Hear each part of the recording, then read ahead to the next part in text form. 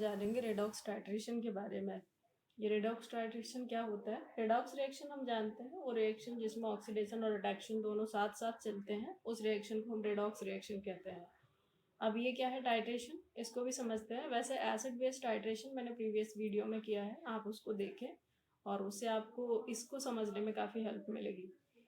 It is technique to calculate concentration of oxidizing or reducing agent from given standard solution of oxidizing agent or reducing agent। मतलब क्या कहना चाह रहे हैं यहाँ पे? हम ये कहना चाह रहे हैं कि ऑक्सीडाइजिंग और रिड्यूसिंग एजेंट की हम कॉन्सेंट्रेशन को फाइंड आउट कर सकते हैं from a given standard solution. किसी दूसरे या तो ऑक्सीडाइजिंग या रिड्यूसिंग एजेंट का जो भी सोल्यूशन दिया होगा, स्टैंडर्ड सोल्यूशन दिया होगा, उससे हम कॉन्सेंट्रेशन को कैलकुलेट आसानी से कर सकते हैं। अब स्टैंडर्ड सोल्यूशन क्या होता है, ये मैंने शायद आपको बताया हुआ है। स्टैंडर्ड सोल्यूशन वो सोल्यूशन होता है जिसकी कॉन्सेंट्रेशन हमें पहले से पता होती है। चलिए एक मैं रेडॉक्स इक्वेशन को यहाँ पे लिख रही हूँ और उससे फिर हम बेहतर समझेंगे।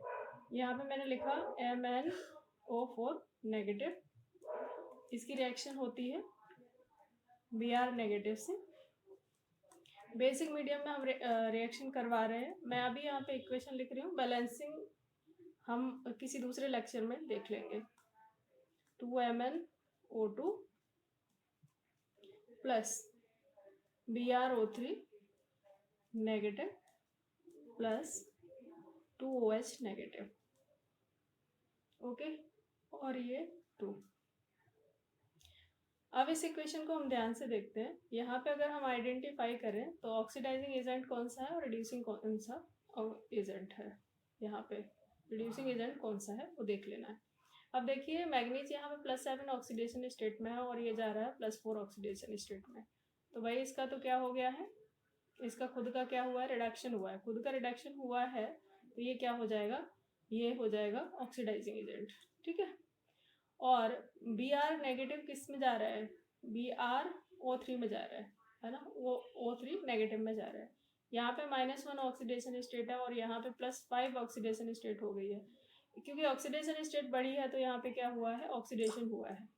अब इसका ऑक्सीडेशन तो हुआ है लेकिन ये Br नेगेटिव क्या है, खुद रिड्यूसिंग एजेंट है, ठीक है ना।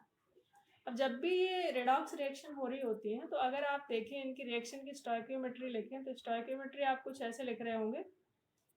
आप कहेंगे कि 2 मोल MnO4 नेगेटिव रिएक्शन करता है 1 मोल Br नेगेटिव के साथ और प्रोड्यूस करता है 2 मोल MnO2 एंड 1 मोल BrO3। बाकी का ये बैलेंसिंग से आता है, ठीक है। लेकिन अगर इक्विवेलेंट के केस की अगर हम बात करें, अगर हम इक्विवेलेंट ले तो हम लिखेंगे इसका 1 इक्विवेलेंट रिएक्शन करता है इसके 1 इक्विवेलेंट के साथ और इसका भी 1 इक्विवेलेंट ही प्रोड्यूस होता है और ये दोनों का ही 1 इक्विवेलेंट प्रोड्यूस होगा, ठीक है।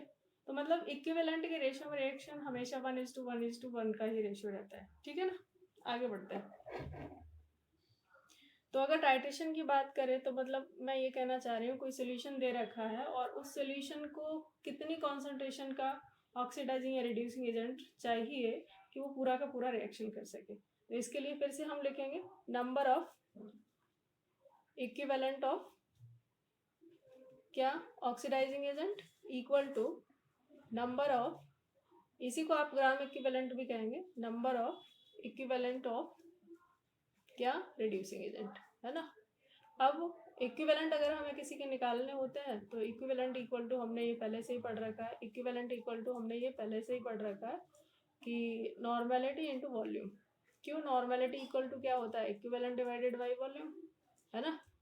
इसलिए हम यहाँ पे क्या लिख सकते हैं इक्विवेलेंट के लिए, नॉर्मेलिटी इनटू वॉल्यूम, है ना। ऐसे ही यहाँ पे नॉर्मेलिटी इनटू वॉल्यूम, ये किसके लिए था, रिड्यूसिंग एजेंट के लिए था और ये किसके लिए है, ऑक्सीडाइजिंग एजेंट के लिए है, ठीक है। ये बात तो समझ में आती है। अब इक्विवेलेंट हम एक और तरीके से निकाल सकते हैं। इक्विवेलेंट को ऐसे भी कैलकुलेट किया जा सकता है, equivalent equal to mole into n factor, mole into n factor, ये भी कुछ होता है। तो अब इसके लिए हम क्या कर सकते हैं, तो इक्विवेलेंट अगर हमें mole into n factor of किसका, ऑक्सीडाइजिंग एजेंट का, equal to mole into n factor of क्या, रिड्यूसिंग एजेंट का, ठीक है। अब एक बात और भी हमें आती है क्यों नॉर्मेलिटी इक्वल टू हमने पढ़ा था मोलैरिटी इनटू एन फैक्टर, है ना। तो हम ये भी लिख सकते हैं, इसके लिए भी फॉर्मूला यूज कर सकते हैं। तो चलिए, तो यहाँ पे लिख दें नॉर्मेलिटी की जगह पे मैं क्या लिख सकती हूँ, molarity into n factor into क्या, वॉल्यूम, क्या ऑक्सीडाइजिंग एजेंट की बात कर रहे हैं इधर। और ऐसे ही अगर हम रिड्यूसिंग एजेंट के लिए भी लिख सकते हैं, molarity into n factor into volume, किसका, रिड्यूसिंग एजेंट का। अगर मान लीजिए आपको कॉन्सेंट्रेशन नहीं दे रखा है, आपको मास दिया हुआ है, तो मास से भी आप कैलकुलेट कर सकते हैं नंबर ऑफ इक्विवेलेंट को कितना रिएक्शन करेगा। अब देखो मोल इक्वल टू क्या होता है, wait divided by molar wait. Okay, तो ये तो मोल हो गया, एन फैक्टर आप कर दो, ये किसके लिए है, ऑक्सीडाइजिंग एजेंट के लिए है। ऐसे ही रिड्यूसिंग एजेंट के लिए weight divided by molar weight into n factor. तो आप इस तरीके से ये फॉर्मूलाज को अप्लाई करेंगे और क्वेश्चंस को सॉल्व करेंगे। चलिए एक दो क्वेश्चन सॉल्व करते हैं। यहाँ पे ये क्वेश्चन को सॉल्व करते हैं। The number of moles of KMnO4 that will be needed to react with 1 mole of sulfite ion in acidic medium। अब देखो इसका एक बार मैं रिएक्शन लिखती हूँ। KMnO4 का सोल्यूशन है KMnO4, ओके, किसके साथ रिएक्शन कर रहा है, सल्फाइट आयन के साथ, ठीक है। इसकी रिएक्शन होगी तो इसके हम रेडिकल्स लिख लेते हैं। MnO4 नेगेटिव रिएक्शन करेगा SO3 2 नेगेटिव के साथ, तो यहाँ पे बनना है एसिडिक मीडियम में MnO4 +2 में जाएगा और ये SO4 2 नेगेटिव में चला जाएगा, ठीक है। अब इसमें आप देखिए कि ये +7 ऑक्सीडेशन स्टेट से जा रहा है +2 में, तो इसका एन फैक्टर कितना होना चाहिए, इसका एन फैक्टर कितना है, इसका एन फैक्टर है 5, ठीक है। अब अगर हम बात करें SO3 की, तो SO3 यहाँ पे ऑक्सीडेशन स्टेट क्या है सल्फर की, सल्फर की ऑक्सीडेशन स्टेट +4 है और यहाँ पे कितनी है +6, तो +4 से कितने में जा रहा है, +6 में जा रहा है, तो इसका एन फैक्टर कितना होगा, एन फैक्टर यहाँ पे हो जाएगा 2, ओके। अब आपने देखा कि जो MnO4 नेगेटिव है, KMnO4 है, वो एक ऑक्सीडाइजिंग एजेंट है, क्योंकि इसकी ऑक्सीडेशन स्टेट डिक्रीज हो रही है, तो इसका खुद का क्या हो रहा है, रिडक्शन हो रहा है, ओके। और ये क्या है, ये रिड्यूसिंग एजेंट है, क्योंकि इसकी ऑक्सीडेशन स्टेट क्या हो रही है, बढ़ रही है ना। तो जिसकी ऑक्सीडेशन स्टेट इंक्रीज हो रही होती है वहां पे होता तो ऑक्सीडेशन है, और लेकिन वो खुद क्या होता है, रिड्यूसिंग एजेंट होता है। तो चलिए अब हम इसको सॉल्व कर लेते हैं। यहाँ पे मैंने लिखा मोल ऑफ, अगले पेज पे कर लेते हैं इसको, ठीक है। हाँ, तो mole of oxidizing agent into n factor of oxidizing agent, ठीक है, equal to mole of reducing agent and n factor of reducing agent. अब अगर हम क्वेश्चन के अकॉर्डिंग देखें, यहाँ पे चेक करें, तो यहाँ पे क्या दे रखा है, मोल कितना दिया है, नंबर ऑफ मोल्स। अच्छा, KMnO4 के आपको मोल निकालने हैं, मतलब ऑक्सीडाइजिंग एजेंट के आपको मोल निकालने हैं, और जो रिड्यूसिंग एजेंट के मोल कितने हैं, आपको 1 दे रखा है। तो चलिए आगे देख लेते हैं इसको, है ना। हाँ, तो ये मोल ऑफ किसका है, KMnO4 का, है ना। एन फैक्टर भी KMnO4 का है, ओके। और इधर मोल ऑफ SO3 2 नेगेटिव का, ये होता है sulphite ion. N factor of, तो इसका मोल आपको निकालना है, मोल ऑफ KMnO4 आपको निकालना है। एन फैक्टर इसका कितना आया था, 5 था, मोल इसका कितना है 1, और इसका एन फैक्टर कितना था 2, तो क्या हो जाएगा आंसर आपका, mole of KMnO4 equal to हो जाएगा, mole of KMnO4 equal to हो जाएगा 2/5। तो अगर ऐसा कोई ऑप्शन आपको दिख रहा है तो वो करेक्ट ऑप्शन हो जाएगा। देखिए कौन सा वाला सही है, अच्छा ये ऑप्शन आपका सही है, फर्स्ट वन ऑप्शन। अगला क्वेश्चन है बेटा, अगला क्वेश्चन आप लोग सॉल्व करेंगे, ट्राई करिए इसको सॉल्व करिए। क्वेश्चन है ये आप सॉल्व करने वाले हैं, मैं सिर्फ आपको हिंट दे सकती हूँ। The number of moles of KMnO4 required, है ना, KMnO4 के मोल रिक्वायर्ड है, वो सेम टाइप का क्वेश्चन है। देखते हैं रिड्यूसिंग एजेंट क्या है। Will be needed to react completely with 1 mole of ferrous oxalate in acidic medium. अच्छा चलिए, अब यहाँ पे रिएक्शन क्या करवानी है, MnO4, तो MnO4 नेगेटिव फेरस ऑक्सीलेट के साथ रिएक्शन करेगा FeC2O4 के साथ। तो यहाँ पे बनता क्या है, एफ ही है वो Fe3+ में जाता है और CO2 बाहर निकलता है और Mn2+ में जाता है। ठीक है, अब यहाँ पे जो ऑक्सीडाइजिंग एजेंट है कितने से कितने में कन्वर्ट हो रहा है, +7 से +2 में जा रहा है, तो n फैक्टर इसका कितना हो जाएगा, 5 हो जाएगा। अब हम बात करते हैं किसकी, ये रिड्यूसिंग एजेंट की। ये आयरन यहाँ पे +2 ऑक्सीडेशन स्टेट में है, कार्बन +3 ऑक्सीडेशन स्टेट में, लेकिन कार्बन है कितने, 2 कार्बन है। ठीक है, तो आयरन जब +1 से +3 में जा रहा है तो कितने इलेक्ट्रॉन का चेंज हुआ, 1 का। ठीक है, 1 इलेक्ट्रॉन। अब एक कार्बन +3 से +4 ऑक्सीडेशन स्टेट में जा रहा है, लेकिन कार्बन कितने हैं, 2, तो यहाँ पे 2 इलेक्ट्रॉन कार्बन से। तो ठीक है, टोटल कितने कार्बन, कितने इलेक्ट्रॉन को ये रिमूव कर रहा है, 3 को।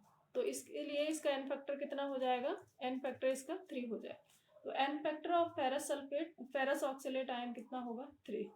तो बस आप कर लीजिए, आप फाइंड आउट कर सकते हैं कि कौन सा वाला आंसर करेक्ट होगा।